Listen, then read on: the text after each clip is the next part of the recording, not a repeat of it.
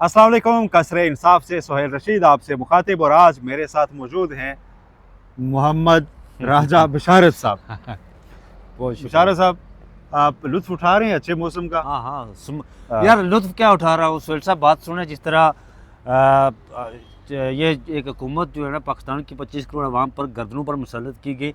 हमारे गर्दनों पर इस वक्त स्मोक उसने हमें दबोचा हुआ है यार इस्लामाबाद में। बस वो स्मोक हर मंजर पे छाई हुई है ना। हाँ। चलें जी, आप सबसे पहले आपको इंट्रो दे देते हैं आज की खबरों का। बहुत अहम डेवलपमेंट्स होने जा रही हैं। एक तो बिशारत साहब से पूछेंगे कि सुप्रीम कोर्ट में 26वीं आईनी तरमीम के बाद आखिर चल क्या रहा है, कुछ चल भी पा रहा है यानी चलेगा यानी, और 26वीं आईनी तरमीम पर खतरात क्यों मंडलाने लगे हैं, क्यों शायद ये तरमीम करने वालों को ही इसको थोड़ा सा मोड़ना पड़े। दूसरी अहम खबर, सियासत में एक बड़ा तूफान और बड़ा हंगामा जो है वो अब बड़ा वाजे नज़र आ रहा है। जैसे आंधी आती है ना राजा साहब, दूर से तो हल्का सा भगोला नज़र आ रहा होता है पहले और उसको कोई इग्नोर करे तो करता रहे, लेकिन एक सियासत में नई कशमकश का आगाज़ होने जा रहा है। आज अडियाला से भी इसके वाजे इशारे निकले हैं, वो आए हैं और उसको पीटीआई के लोगों ने जो मौक़िफ़ सामने रखा है। एक तो सबसे बड़ी खबर राया साहब के सवाबी जलसे में जो अनाउंसमेंट्स की थी अली मीन गंडापुर साहब ने तहरीक चलाने की, उसको इंडोर्स किया इमरान खान ने कि मेरी ही मर्ज़ी से हुई है, लिहाजा उसके ऊपर क्वेश्चंस ख़त्म हो गए हैं। दूसरा, मौलाना फजलुर रहमान जो बैरून मुल्क दौरे पर थे, उनसे मुतालिक खबर ये आ रही है ज़राए के मुताबिक कि वो अपना दौरा मुख्तसर करके वापस आ रहे हैं। सऊदी अरब जाने का प्रोग्राम और उम्रा भी उन्होंने छोड़ दिया। तो क्या आखिर ऐसा ख़ास होने जा रहा है? और फिर मौलाना फजलुर रहमान की जो आउन की गई 26वीं तरमीम है उसको पीटीआई ने चैलेंज नहीं किया, जिससे पीटीआई ग्रीव्ड है। मैंने कल की वीडियो में तफसील से आपके सामने एक मंजर रखा था। तो पीटीआई और मौलाना की कुर्बत क्या, और मौलाना ने आके केपीके में कुछ रैलीज निकालनी है, ये याद रखिएगा। राय साहब ये सारी चीज़ों पर वन बाय वन जाएंगे, पहले आप अपना वन लाइनर दीजिए, ये क्या पक क्या रहा है? बिस्मिल्लाहिर्रहमानिर्रहीम, बहुत शुक्रिया सोहेल रशीद साहब। असल में ये होता है ना जी कि वो क्या आपने मौलाना फजलुर रहमान की बात की और इमरान खान को कम व बेश 400 से ज़ायद दिन हो गए जेल में उन्हें। लेकिन जब सियासतदान कोई भी होता है ना, वो मुज़ाकरात के दरवाजे बंद नहीं करता। और मैं समझता हूँ कि जो आपने कहा कि मौलाना फजलुर रहमान लंदन से सऊदी अरब उम्रा छोड़कर वापस आ गए, उम्रे पर भी नहीं गए, वो आ रहे हैं, वापस आ रहे हैं। उसके पीछे ये है जी कि अब इस हुकूमत को उनको देने के लिए क्या है, कुछ भी नहीं है। ये बात याद रखें, मैं इन्वर्टेड कामा उनको को मैं इन्वर्टेड कामा में रखता हूँ। इस हुकूमत को उनको देने के लिए अब क्या है, कुछ भी नहीं है। जो उन्होंने लेना था वो ले लिया, जो उन्होंने लेना था वो ले लिया। अब बसात बिछने जा रही है जिसमें वो मौलाना फजलुर रहमान और इमरान खान शामिल होंगे। आप नवाज सिद्दीकी की तरह पहले बजा रहे हैं, तीतर के आगे दो तीतर, तीतर के पीछे दो तीतर। अच्छा, मैं खुली बात करता हूं। नहीं, बस छोड़ें खुली बात को। आपने जो बात की वो समझने वाले समझ जाएंगे, जिन्होंने नहीं समझनी तो उनके लिए ये बात है नहीं। उनके देने के लिए कुछ भी नहीं है हुकूमत के पास।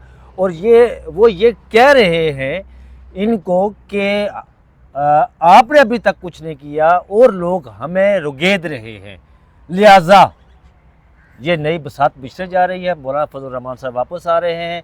और आपको याद होगा कि पिछले दिनों ये कहा जा रहा था, पिछले दिनों कहा जा रही है, बल्कि ये चीज़ फाइनल हो गई है कि अख्तर मैंगल साहब, महमूद चकजई साहब और मौलाना फजलुर रहमान साहब एक साथ अडियाला जेल में जाएंगे, वहाँ वो बात करेंगे। अच्छा, फिर आपने एक ग्रैंड अलायंस, जी ग्रैंड अलायंस खबर है, grand alliance, another grand alliance. Grand alliance के टास्क क्या क्या हो सकते हैं राय साहब? एक तो ये है ना जो आपने कहा। अच्छा, इसमें एक खबर मेरे पास ये भी थी कि बिलावल भुट्टो जरदारी ने भी कहीं कोई बात की कि जी 26वीं आईनी तरमीम को रिवर्स करने के हवाले से जो बात आपने की ना कि पाकिस्तान तहरीक इंसाफ ने इसको चैलेंज नहीं किया। अब चैलेंज पाकिस्तान तहरीक इंसाफ उसने क्यों नहीं किया? अब देखें, मैं पहले ये बता चुका हूँ कि जिन्होंने लेना था वो ले लिया। अब 26वीं आईनी तरमीम किसके लिए है? सबसे पहले हम अगर 26 देखें, आईनी बेंच बनाया गया था ना कि मुकदमा किसके लिए, आज हफ्ते से नहीं निपटा। वो किसके लिए? 26वीं आईनी तरमीम जस्टिस मंसूर अली शाह को रोकने के लिए रोक लिया। अब उन्हें इससे कोई गर्ज नहीं है भाई। हाँ। उन्हें इससे कोई गर्ज नहीं है। और 26वीं आईनी तरमीम, ये जो ग्रैंड अलायंस की बात आप कर रहे हैं ना, इसमें मेरे पास ये खबर थी 2 दिन से पहले कि बिलावल भुट्टो जरदारी उन्हें ये कह रहे हैं कि मैं आपके साथ मिलने के लिए तैयार हूँ मौलाना फजल रहमान साहब को, और आप और उनकी एक नाराजगी का तासुर पहले से बन रहा है कि गवर्नमेंट के साथ नाराज हैं और ये वापस करेंगे हम, क्योंकि पाकिस्तान की जो आवाम है, बिलावल भुट्टो को यह अदराक है कि वो मुझ पर भी तनकीद के निश्तर बरसा रहे हैं। नहीं, मेरा नहीं मुझे ख्याल भी। जिस चीज की उन्होंने इतनी ऑनरशिप ली कि उन्होंने तरमीम करवाई तो उसको लेकिन ये मेरे पास बिलावल खबर थी करेंगे, ये कि ठीक है, लेकिन वो कुछ ऐसा चीजें नहीं वापस हो होगा। सकती है ना, कुछ चीजें हाँ। उसमें से ना करेक्शन के नाम पर Correction के मजीद नाम हो पर। सकती है और 27वीं तरमीम की तरफ बढ़ा जा सकता है। लेकिन टास्क अगेन जो क्वेश्चन आप मिस कर रहे हैं, ग्रैंड अलायंस बना तो उसका टास्क पहला क्या होगा, इमरान खान की रिहाई या हुकूमत से छुटकारा? नहीं उसमें ये हुकूमत से छुटकारा होगा, पहले इमरान खान की रिहाई नहीं होगी। इमरान खान की रिहाई हुकूमत से छुटकारा, आफ्टर हुकूमत से छुटकारा फिर इमरान खान की रिहाई होगी। और ये जो आपने बात की हुकूमत ना, से छुटकारा कैसे, हुकूमत इन से हाउस तब्दीली इन हाउस तब्दीली या पूरी हुकूमत गिरा के नया इलेक्शन इन हाउस तब्दीली होगी। इन हाउस तब्दीली क्या पीपल्स पार्टी के बगैर मुमकिन है?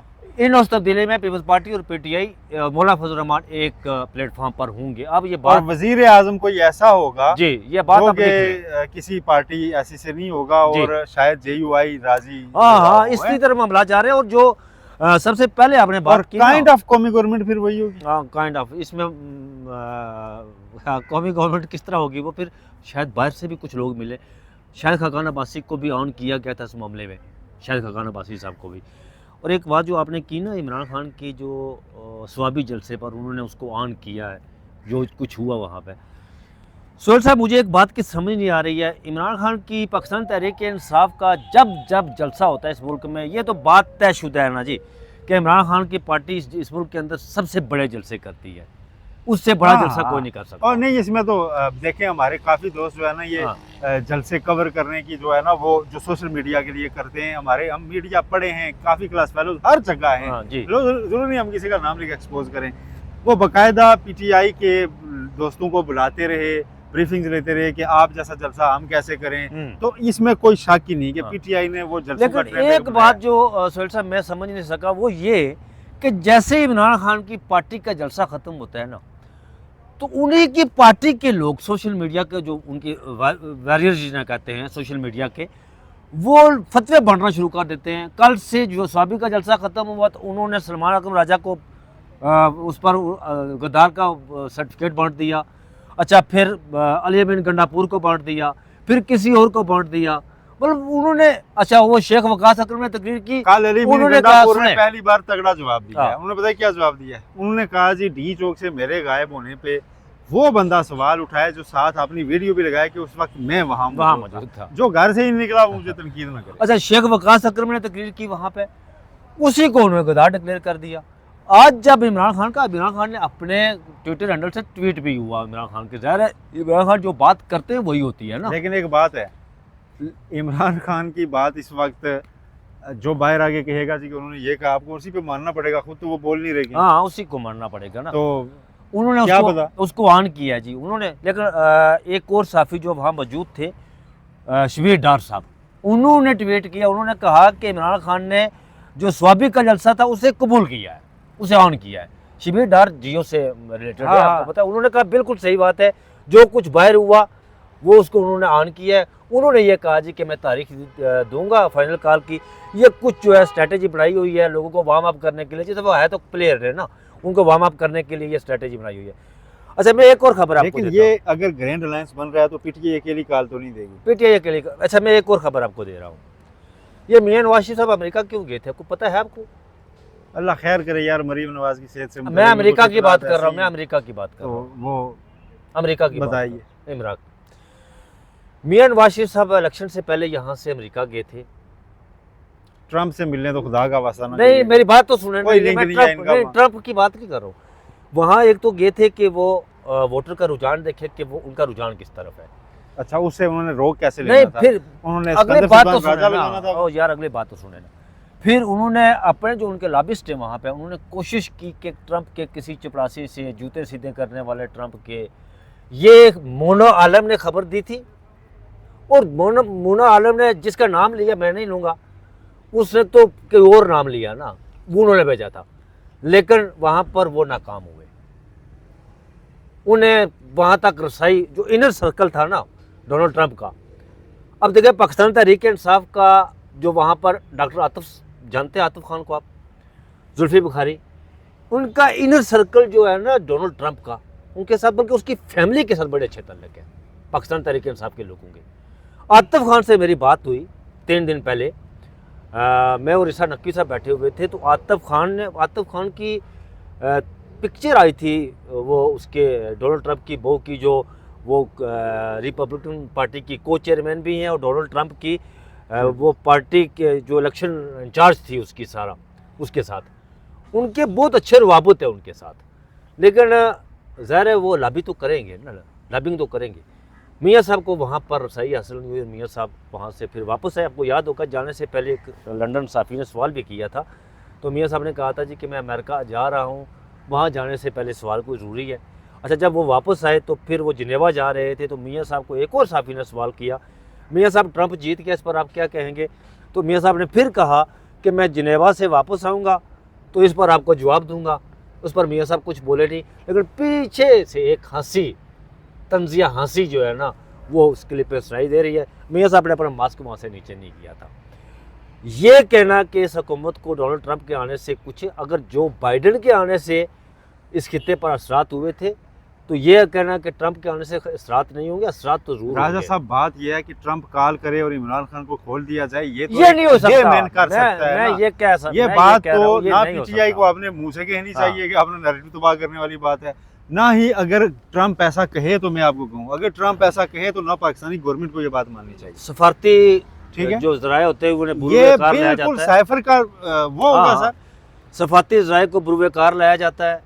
जब नवाज शरीफ साहब को यहाँ से 99 से जब कू के बाद निकाला गया था, सऊदी अरब और दुबई बीच में आया था, ट्रंप की दोस्ती किसके साथ है? MBS के साथ, और जो आपका UAE अच्छा, का प्रेसिडेंट चलें। है उसके साथ। वीडियो तवील हो रही है, मैं आपसे ये भी पूछ लूँ कि अभी तक की गुफ्तगू अगर हम समाप्त करें फिर हम आईनी बेंच पे आपसे पूछते हैं, तो उसमें यह है जी कि ग्रैंड अलायंस बन रहा है और इसको अगर से अभी ऑन नहीं कर रही JUI और कुछ लोग खुलेआम, लेकिन जो डेवलपमेंट्स हो रही हैं ग्राउंड पे तेजी से हो रही उसे है। वाज़े नज़र आ रहा है कि एक नया अलायंस पक रहा है और फेडरल गवर्नमेंट जो जिसे नून लीग कहते हैं वो कोई इतनी कंफर्टेबल अब मजीद नहीं होगी। कंफर्टेबल जोन में नहीं है। हाँ, एक चीज़ तो ये कि कुछ ना कुछ उन्हें होगा। बहरहाल सड़कों पर इसको, क्योंकि IMF भी आपसे ना रीडील कर रहा है, बिल्कुल renegotiate कर रहा है और कि आपने यार टास्क वो पूरे देखा नहीं हुए। खैबर पख्तूनख्वा हुकूमत को उसे सरप्लस में बजट दिया अपना, और IMF का जो जायजा मिशन यहाँ आया हुआ है वो कह रहा है इस हुकूमत को कि हम यार खैबर पख्तूनख्वा हुकूमत से मिलना चाहते हैं, और पंजाब हुकूमत का जो बजट है वो खसारे में गया।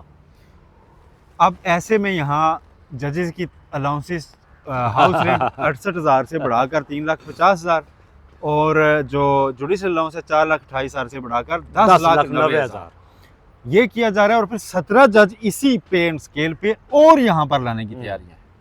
और उन 17 जजेस को खबर यह है कि फौरी लाने का कोई फैसला नहीं है। कानून बन गया है कि 34 होंगे, 34 किए नहीं जाएंगे। अभी महीने तक एक इजलास होगा और चीफ जस्टिस जो गए हैं काजी फायद साहब, उनकी जगह शायद जस्टिस आमिर फारूक को, चीफ जस्टिस हाईकोर्ट जो है, उनको यहाँ ले आया जाए। बाकी नशिस्तें खाली छोड़ी जाएंगी और फिर उनको यहाँ लाने के मकसद ये है कि पीछे हाई कोर्ट में भी ना रीशफल होगा। सारे हाँ। नीचे वाले 3 कहेंगे कि अच्छा जी मैंने चीफ जस्टिस साहब बनने के लिए लॉबिंग, ठीक है, गवर्नमेंट उधर से खुश रहे। फिर पूरी हाई कोर्ट्स के सारे जजेस इस चक्कर में बैठे रहे कि जनाब अच्छा ऊपर सीटें खाली हैं, कभी हमारा ऊपर जाने का दाव लग सकता है। और एक फिर इसमें लगा जाए कि अच्छा जी जस्टिस राजा साहब ऊपर जाएंगे तो मैं इनकी जगह चीफ बनूंगा, खुश करेगा। तो इसमें कितना जो है ना एक फेवरेबल कंडीशंस हैं गवर्नमेंट के लिए। इसीलिए इस्लामाबाद हाई कोर्ट में ऐसी अदलिया से PTI को जो है बहुत ज्यादा कोई फेवर मिलने फेवर मतलब ना कोई एडवेंचर करके कोई जज उनकी फेवर में नहीं जाएगा। ठीक है, ये इसके इम्कानात बहुत कम हैं। तो इसलिए PTI को ये अच्छे से इतराक है कि अदालती ऑप्शंस फिलहाल हमारे पास क्या, तो फिर यहाँ से 26वीं आईनी तरमीम रिवाज। अच्छा यार 26वीं आईनी तरमीम पर बात करते हैं सुल साहब। हाँ, आज जो केस था, देखिए पहले दिन से इस केस पे अभी 26वीं आईनी तरमीम आई नहीं थी, तो जस्टिस मंसूर शाह के सामने भी एक केस था, तो उन्होंने जब बात की 26वीं आईनी तरमीम पर, वहाँ पर उन्होंने कह के लगाए। उनके साथ उस दिन भी इत्फाक से जस्टिस आयशा मलिक बैठी हुई थी, उन्होंने कहा जी कि वो जी ठीक है जी, जाने 26वीं आईनी तरमीम लाने वाले और जाने वो, ठीक है। और आज जिस तरह 26वीं आईनी तरमीम का बिलखुसूस जो उन्होंने कहा कि मैं फैसला करूं तो मुझे कौन रोक सकता है, ये बात, और फिर जस्टिस आयशा मलिक ने आइन के आर्टिकल 2 का जो हवाला दिया कि प्रैक्टिस एंड प्रोसीजर एक्ट के मुताबिक जो कमेटी है वो फैसला करेगी कि ये केसेस आइनी बेंच ने सुनने हैं या दूसरे बेंच ने सुनने हैं। और आपकी बात से मैं इत्फाक करता हूँ कि तमाम जजेस जो है ना उन्होंने आइन का हल्फ उठाया होता है, वो आइन के मुताबिक फैसले देते हैं। मुझे सोहेल साहब इसमें कोई, मैं पहले दिन से ये कह रहा हूँ कि 26वीं आइनी तरमीम ये ज़रूर इसमें से कुछ ऐसी चीज़ें जो मतनाज़ा चीज़ें हैं। अच्छा, अदालत को जब भी अदालत के सामने ये केसेस इस तरह आते हैं, अदालत के वो सवालात खड़े होते हैं और वकला भी अदालत की मामलत नहीं करते ना, वकला भी अदालत को नहीं बताते कि यह क्या किया जाए। मुझे बताएं, ये आईनी बेंच इतने हफ्ता हो गया बने हुए, बैठा क्यों नहीं, केस क्यों नहीं सुन रहा? अच्छा, अभी तक वो उनकी अपनी कमेटी नहीं बैठी बनी, और ये थोड़ा सा नहीं, इसको उनकी कमेटी ने फैसला करना है कि हमारे कौन से जी, केस जी। हमने सुनने, या दूसरी कमेटी ने फैसला करना है? दूसरी कमेटी ने फैसला करना है जी कि ये केस आईनी बेंच के सामने जाने हैं, और फिर आईनी बेंच तो की दूसरी अपनी कमेटी अगर 2-1 से जस्टिस अमीनुद्दीन वहाँ पे अकलियत में होंगे क्योंकि खुद को ही वोट देके बने हुए हैं, यही तनाज़ा है ना, तो दूसरी यही कमेटी अगर यही तनाज़ा बैठ के है। कहे नहीं ये केस इसमें ऐसा कोई मसला नहीं है, हम भी सुन सकते हैं, तो यही हमने भी तनाज़ा आईन और है। कानून के मुताबिक हल्फ उठाया हुआ है, तो हम भी आएंगे, तो फिर क्या होगा? यही तनाज़ा है ना। मखसूस चीजों का केस वो दूसरी कमेटी कहती है नहीं हम ही उसी बेंच के सामने रख वो रहे हैं, अपील फिर तो क्या होगा? वो अपील है ना जी, वो नज़रसानी 184 है ना सर। हाँ, वो 180 नज़रसानी है ना, लेकिन नज़रसानी तो उसी के पास यही तनाज़ा है ना। असल में वो 26वीं आईनी तरमीम उन्होंने मोटर मैकेनिकों ने तो ला दी, लेकिन उसमें इतने सुकुम छोड़ेंगे कि वो जज भी परेशान है और सारे मामला पर। 26वीं आईनी तरमीम का मुझे मुस्तकबिल कोई अच्छा नज़र नहीं आ रहा है जी सोहेल साहब। जो रजा रबानी हाँ। साहब ने कहा था मुझे भी वही मुस्तकबिल नजर आ मुस्तकबिल रहा है। अच्छा नज़र नहीं आ उन्होंने तो कुछ और अल्फाज इस्तेमाल किए थे कि ऐसी तरमीम। बहुत शुक्रिया जी, बहुत शुक्रिया राजा बशारत साहब, आपने इनके शुक्रिया आपका जनाब। पत्रकार के विचार सुने। ये पत्रकार हैं ख़ास किस्म के और बड़ी खुली डुली गप लगाते हैं और हम थोड़ा सा इनको रोकते रहते हैं। हाँ रोकते रहते हैं लेकिन उसके बावजूद काटते नहीं हैं, तो कोई सेंसरशिप नहीं आ रहा है साहब पर। चैनल को सब्सक्राइब करना मत भूलिएगा, मज़ीद अहम अपडेट्स भी आपको मिलेंगी। अल्लाह हाफिज़।